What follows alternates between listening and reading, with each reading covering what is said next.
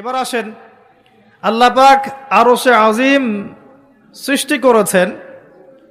এই আরশে আজিমের নিচে আল্লাহ পাক 7 শ্রেণীর মানুষকে কিয়ামতের মাঠে ছায়া দিবেন। কয় শ্রেণী?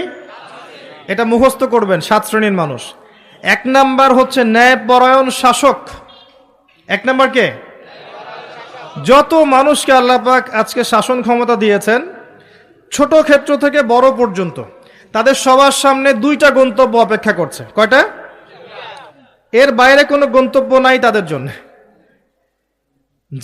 যাকে আল্লাহ পাক যে দায়িত্ব দিয়েছেন, একদম ছোট থেকে শুরু করে, একদম ছোট লেভেল থেকে শুরু করে উঁচু লেভেল পর্যন্ত যাদেরকে আল্লাহ পাক শাসন ক্ষমতা দিয়েছেন, তাদের সামনে 2টা গন্তব্য অপেক্ষা করছে। একটা হচ্ছে তারা ন্যায়পরায়ণ হলে আরশে আজিমের ছায়ায় ছায়া পাবে ইনশাআল্লাহ। যেমন ওমর ইবনুল খাত্তাব, তিনি কি আমিরুল মুমিনিন ছিলেন না? তিনি আরশে আজিমের ছায়ায় ছায়া পাবেন ইনশাআল্লাহ তাআলা। যুলকারনাইন নাম শুনেছেন? কোন সূরায় আছে? আমি তো এমনি রাগ হই না, মাঝে মাঝে একটু রাগ হই। আল কোরআনের আলো ঘরে ঘরে জ্বালতে হবে, শুধু স্লোগান দিয়ে নয়, চর্চার মাধ্যমে। কোরআনের আলো ঘরে ঘরে এমনি জ্বলবে না, প্রত্যেক ঘরে ঘরে আগে কোরআনওয়ালা মানুষ তৈরি করেন। এটা খুব কমন একটা প্রশ্ন। যুলকারনাইন আলাইহিস সালামের ঘটনা সূরা কাহফে আছে। খুব কমন প্রশ্ন, সবাই মোটামুটি জানে যারা একবার কোরআন ঘাটাঘাটি করে দেখেছে। কিন্তু আমাদের বেশিরভাগ মানুষ দেখবেন বলতে পারবে না। তাহলে কোরআনের আলো কি ঘরে ঘরে জ্বলেছে? স্লোগান দিয়ে জ্বলবে? স্লোগান দিয়ে জ্বললে নবী সাল্লাল্লাহু আলাইহি ওয়াসাল্লামকে এত মার খেতে হতো না। তার সাথে জিবরাইল আলাইহিস সালাম ছিলেন। তিনি যদি বলতেন যে মক্কার আবু জেহেল, আবু লাহাব, উতবা, সাহেবাকে একটা পাখার ঝটকা দিয়ে উড়িয়ে দেন, দিয়ে মক্কায় আমাদেরকে খেলাফত দিয়ে দেন, সম্ভব ছিল। তায়েববাসীকে 2টা পাহাড়ে পিষে ফেলা পসিবল ছিল। তারপরে নবী সাল্লাল্লাহু আলাইহি ওয়াসাল্লামকে 3 বছর গোপন দাওয়াত দিতে হয়েছে, মানুষের গালমন্দ খেতে হয়েছে, মানুষ হত্যা করার চেষ্টা করেছে, দেশ থেকে চলে যেতে হয়েছে, তায়েববাসীর নির্যাতন সহ্য করতে হয়েছে, বদর, উহুদ, খন্দক, খায়বারের যুদ্ধ করে মক্কা বিজয় করতে হয়েছে। এমনি হয়েছে? খালি স্লোগান দিয়ে আইওয়াস শোডাউন করে কাজ হবে? কোরআনের আলো ঘরে ঘরে জ্বলবে তখনই যখন প্রত্যেক ঘরে কোরআনওয়ালা মানুষ তৈরি হবে ইনশাআল্লাহ। আল্লাহ পাক এটাই বলেছেন সূরা মেবি মায়েদা, বা না হলে আমি ভুল করছি হয়তো বা, তবে আয়াতটা বলছি। আল্লাহ পাক বলেছেন ইয়া আইয়ুহাল্লাযীনা আমানু, হে মুমিনগণ, আলাইকুম আনফুসাকুম, তোমরা নিজেরা তোমাদের নিজেদের নফস ঠিক করো, নিজেরা নিজেদের নফসটা ঠিক করো। লা ইয়াদুররুকুম মান দাল্লা ইন ইহতাদাইতুম, যারা পথভ্রষ্ট হয়ে গেছে ওদের পথভ্রষ্টতা তোমাদেরকে ক্ষতি করবে না যদি তোমরা হেদায়েতের উপর থাকো। নিজে ঠিক হন, নিজের ঘর ঠিক করেন, বাকি সব ঠিক হবে ইনশাআল্লাহ তাআলা। নিজে ঠিক না হলে মানুষের ঘর ঠিক হবে না। আমি এই চেয়ারে বসে যদি কথা বলি এবং এই আমলগুলো আমি করতে ব্যর্থ হই, আমার কথা আপনার কলবে কোনো তাসির করবে না। এই কারণেই দেখা যায় কথা অনেক হচ্ছে, কাজের ফলাফল কতটুকু হচ্ছে এটা ভাবার বিষয় আছে। তো যাদের কথা অনুযায়ী কাজে মিল আছে এবং আত্মশুদ্ধি আছে, এই মানুষদের কথায় মানুষের কলবে তাসির হবে ইনশাআল্লাহ তাআলা। আমরা দোয়া করে আল্লাহ পাক এমন মানুষকে বেশি বেশি এই সব জায়গায় নিয়ে আসুন যাদের মধ্য দিয়ে সমাজ সংস্কার হবে এবং যারা নিজেরাও আত্মশুদ্ধি অর্জন করতে পারবে ইনশাআল্লাহ। কোরআনের আলো ঘরে ঘরে জ্বলবে ইনশাআল্লাহ যদি আপনারা প্রত্যেক ঘরে ঘরে কোরআনওয়ালা মানুষ তৈরি করেন। একটা সন্তানকে হাফেজ বানাতে পারবেন না? একটা মেয়েকে হাফেজা বানানো যায় না? বাসায় একজন সন্তানকে আলেম বানানো যায় না? আমরা কি এই পৃথিবীতে এসেছি খালি খাওয়া, ভোগবিলাস, পাশবিক জীবনযাপন করতে, নাকি আমাদের একটা জীবনের উদ্দেশ্য আছে? আমাদের মুসলিমদের জীবনের উদ্দেশ্য কি বলেন তো? আমাদের জীবনের উদ্দেশ্য কি? জান্নাত। মাশাআল্লাহ। সূরা আলে ইমরান 185 নম্বর আয়াত পড়ে দেখেন। আল্লাহ পাক বলেছেন কুল্লু নাফসিন যায়িকাতুল মাউত, প্রত্যেকটা নফস মৃত্যুর স্বাদ গ্রহণ করবে। ফামান, এরপরে আছে ওয়া ইন্নামা তুওয়াফাউনা উজুরাকুম ইয়াওমাল কিয়ামাহ, তোমাদেরকে কিয়ামতের মাঠে পূর্ণ প্রতিদান দেয়া হবে। ফামান যুহসিহা আনিন নার ওয়া উদখিলাল জান্নাতা ফাকাদ ফাজ, কিয়ামতের মাঠে যাদেরকে জাহান্নাম থেকে বাঁচানো হবে এবং জান্নাতে প্রবেশ করানো হবে, একমাত্র সে ব্যক্তি সফল। তো আমাদের জীবনের গন্তব্য কি ভাই? জান্নাত। সফলকে, সাফল্যের সংজ্ঞা কি? যাকে পুলসিরাত পার করানো হবে সে সফল। দুনিয়াতে যার বাড়ি গাড়ি টাকা কড়ি ব্যাংক ব্যালেন্স আছে, সম্পত্তি আছে, ক্ষমতা আছে, এই যে সফল, কোনো গ্যারান্টি আছে? কোনো গ্যারান্টি নাই। যে ব্যক্তি কিয়ামতের মাঠে পুলসিরাত পার হতে পারবে এই ব্যক্তি সফল। আর কে পার হতে পারবে? যে ব্যক্তি সূরা জারিয়াতের 56 নম্বর আয়াতের উপর আমল করবে। আয়াতটা কি?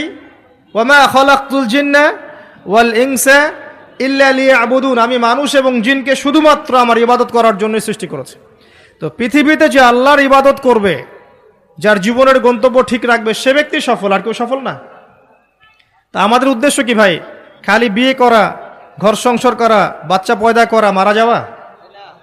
যাদের সমস্যা হচ্ছে আল্লাহর ওয়াস্তে এখান থেকে চলে যান প্লিজ। যাদের এখানে সমস্যা হচ্ছে, কথাবার্তা বলছেন, বাসায় গিয়ে লেপের তলে শুয়ে শুয়ে ওয়াজ শুনবেন। এখানকার পরিবেশ নষ্ট করবেন না। যারা কষ্ট করে এখানে এসেছে বসে বসে ওয়াজ শুনতে, এদের জন্য লেকচার। সমস্যা হলে বাসায় চলে যান, কম্বলের নিচে শুয়ে শুয়ে লেকচার শোনেন, আর ইউটিউব ফেসবুকে কমেন্ট করে জিহাদ করেন। কিবোর্ড মুজাহিদ ওখানে বসে বসে কমেন্ট করবে, এটাই তার জিহাদ। যখন দেখবেন 100-200 কুকুর শুয়োরের সামনে একজন মুসলিমা দিনী বোন তাকবীর দিচ্ছে, তখন দেখবেন 1000টা মানুষ তাকবীর দেওয়া শুরু করবে। এর আগে তোমার তাকবীর কোথায় ছিল?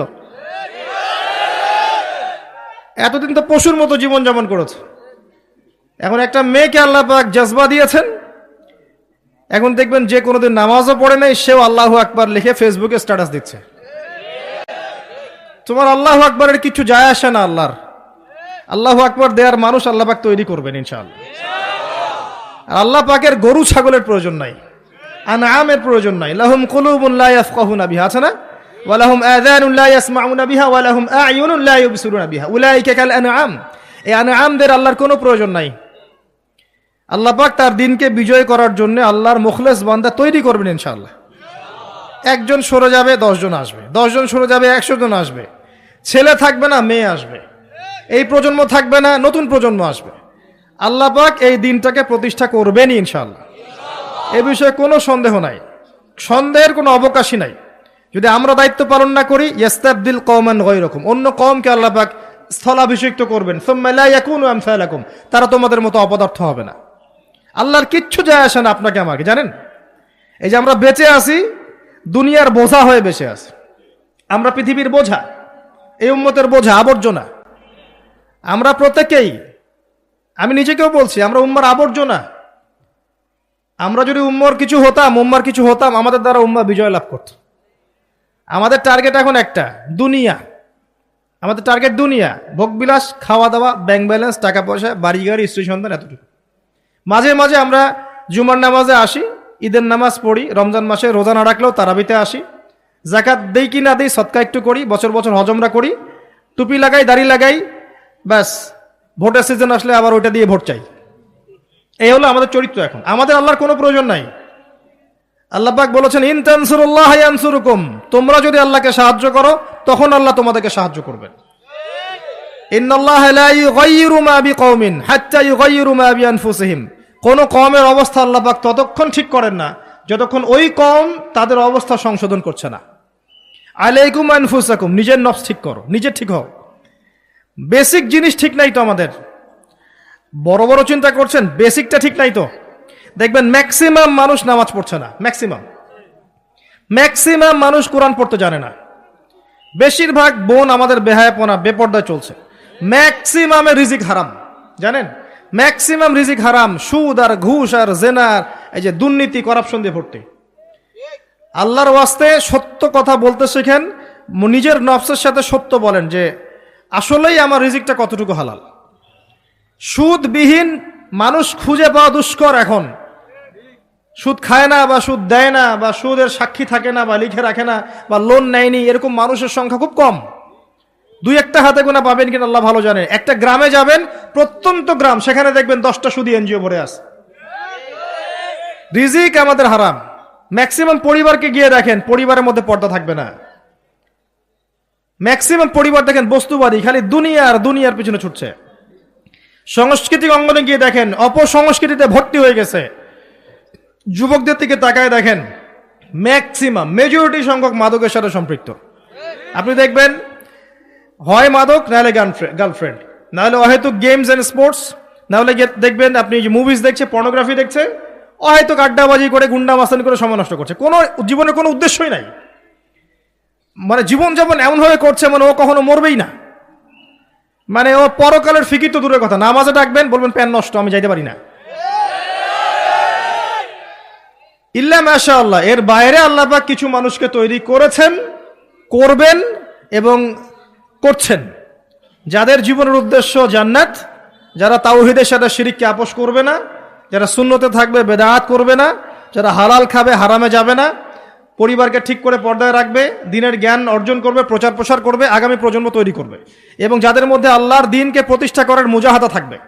এমন মানুষ আছে, ছিল, ভবিষ্যতে আসবে, তাদের সংখ্যা নিতান্তই কম হবে। কিন্তু তাদের জন্য একটা সুসংবাদ আছে, সেটা হচ্ছে কাম মিন ফিআতিন কালিলাহ গালাবাত ফিআতান কাসীরা বিইذنিল্লাহ।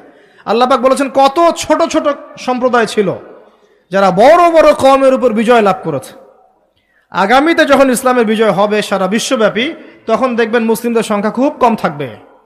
আল্লাহ পাক সব গরু ছাগলগুলোকে শেষ করে ফেলবেন। কিভাবে?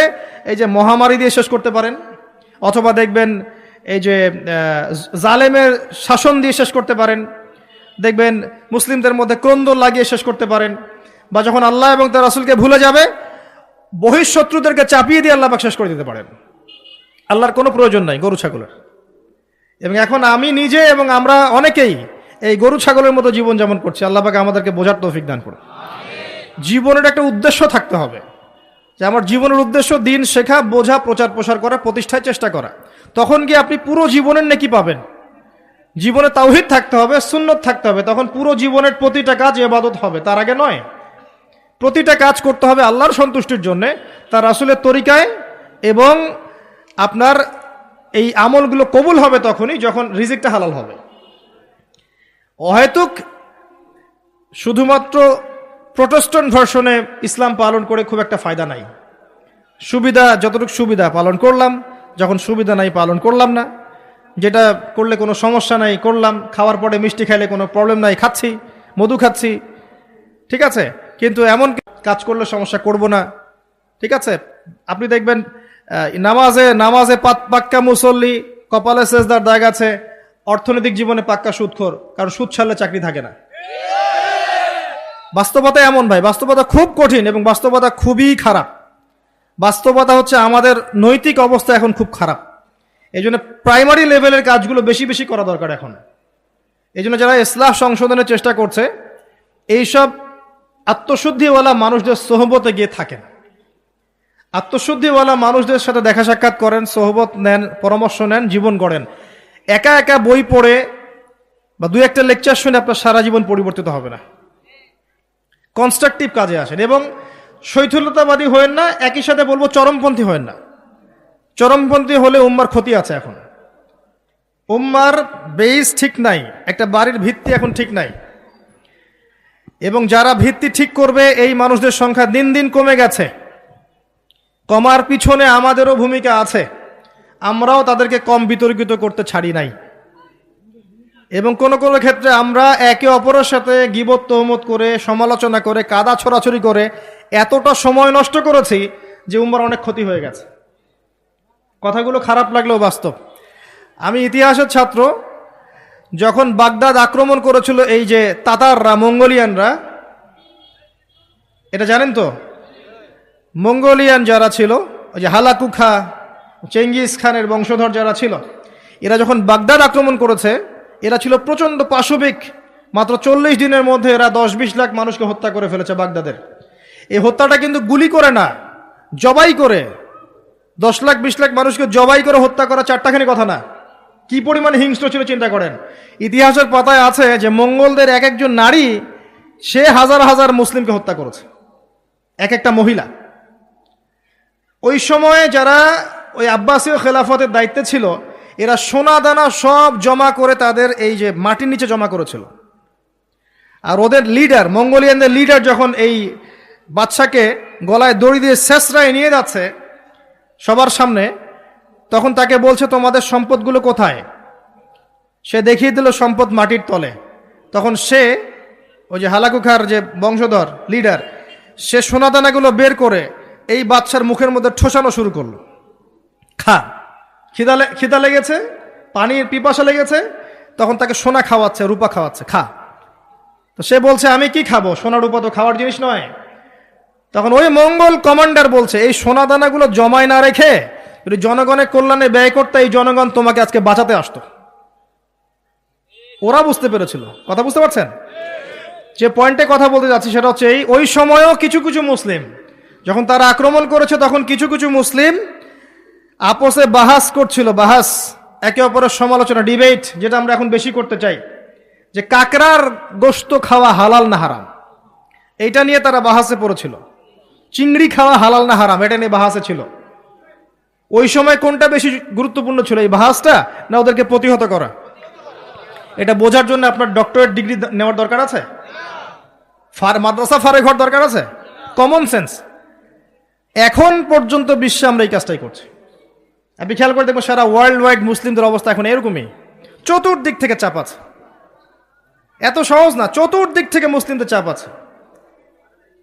পলিটিক্যাল, জিওপলিটিক্যাল, ইকোনমিক্যাল, সামাজিক, সোশ্যাল, আপনার এই যে সাংস্কৃতিক চাপ, অর্থনৈতিক, প্রত্যেকটা দিক থেকে দেখবেন নৈতিকতার অবক্ষয় আছে। এখনো আমরা ওই বিষয়গুলো নিয়েই ইখতিলাফে ব্যস্ত আছি। একে অপরের গীবত করছি, সমালোচনা করছি, গীবত তহমত দিচ্ছি, একে অপরের নিন্দা না করতে পারলে ওয়াজ মাহফিল সুষ্ঠুভাবে হচ্ছে না, ইত্যাদি ইত্যাদি। আমরা জানি না কবে আমাদের কমন সেন্সের উদয় হবে, কবে বুঝতে পারবো আমরা যে আমরা এক উম্মাহ, আমরা সবাই এক, সবার মাঝে কিছু কিছু বিষয়ে মতানৈক্য থাকতে পারে, এটা স্বাভাবিক। এরপরেও আপনি আমার ভাই, আমি আপনার ভাই। কোনো দিনও আমাদের সবার সব বিষয় এক হবে না। কোশ্চিনকালেও প্রতিটা বিষয়, প্রতিটা মাসলাকে, আকীদাগত বিষয় হোক আর আমলের হোক আর মুআমালাতের হোক, আমরা কখনো সবগুলো বিষয়ে ঐক্যমতে পৌঁছাতে পারবো না, থাকবেই ইখতিলাফ। এরপরও যদি আমরা সবাইকে এক উম্মাহ মনে করতে ব্যর্থ হই, এই অবস্থা হবে। আসেন, আলোচনা অনেক গভীরে চলে গেছি, বাইরে আসি। বেশি গভীর বললে মাথার উপর দিয়ে যাবে, বুঝতে পারবেন না। আল্লাহ পাক 7 শ্রেণীর মানুষকে আরশে আজিমে ছায়ায় ছায়া দিবেন। এক শ্রেণী হচ্ছে যারা ন্যায়পরায়ণ শাসক। যারা ন্যায়পরায়ণ শাসক হবে তাদের সামনে দুইটা গন্তব্য, হয় তারা আরশে আজিমের ছায়া ছায়া পাবে, নচেত জাহান্নামের আগুন অপেক্ষা করছে। কারণ প্রত্যেকটা দায়িত্ব সম্পর্কে আল্লাহ পাক জিজ্ঞাসা করবেন। এবং নবী সাল্লাল্লাহু আলাইহি ওয়াসাল্লাম একটা হাদিসের মধ্যে বলেছেন যে তোমরা কি জানো কিয়ামতের মাঠে সবচেয়ে বড় মিসকিন কারা হবে? সাহাবায়ে কেরাম বলছেন আমরা তো মনে করি যার সম্পদ কম, অর্থবিত্ত কম, সেই সবচেয়ে বেশি মিসকিন, সবচেয়ে বড় মিসকিন। আল্লাহর নবী সাল্লাল্লাহু আলাইহি ওয়াসাল্লাম বলছেন বরং প্রকৃত মিসকিন সে ব্যক্তি যে কিয়ামতের মাঠে নামাজ, রোজা, হজ, যাকাত, আমলের নেকি নিয়ে উঠবে, পাহাড় সম নেকি নিয়ে উঠবে, কিন্তু অনেক পাওনাদার দাঁড়িয়ে থাকবে। কারো হক নষ্ট করেছে, কারো গীবত করেছে, কারো অপবাদ, কাউকে অপবাদ দিয়েছে, কাউকে অত্যাচার করেছে, সবাই দাঁড়িয়ে থাকবে। এদের হক আদায় না করা পর্যন্ত সে পুলসিরাত পার হতে পারবে না। তখন কি করতে হবে? নিজের নেকি ওদেরকে দিতে হবে, কারণ তখন কোনো বেচা কেনার সুযোগ নাই, হক আদায়ের কোনো সুযোগ নাই। নিজের নেকি ওদেরকে দিয়ে শোধ করতে হবে। নেকি শেষ হয়ে গেলে কি হবে? অন্যের গুনাহ তার আমলনামায় আসবে, পরে দেখা যাবে ওই ব্যক্তি জান্নাতে চলে গেছে আর এই ব্যক্তি পাহাড় সমান নেকি নিয়েও জাহান্নামে চলে গেল। অতএব দায়িত্ব যারা পালন করবেন তাদেরকে খুব সতর্ক সাবধান থাকতে হবে যে আপনার দ্বারা কল্যাণ ছাড়া যেন অকল্যাণ না হয়। আল্লাহ পাক তৌফিক এনায়েত করুন।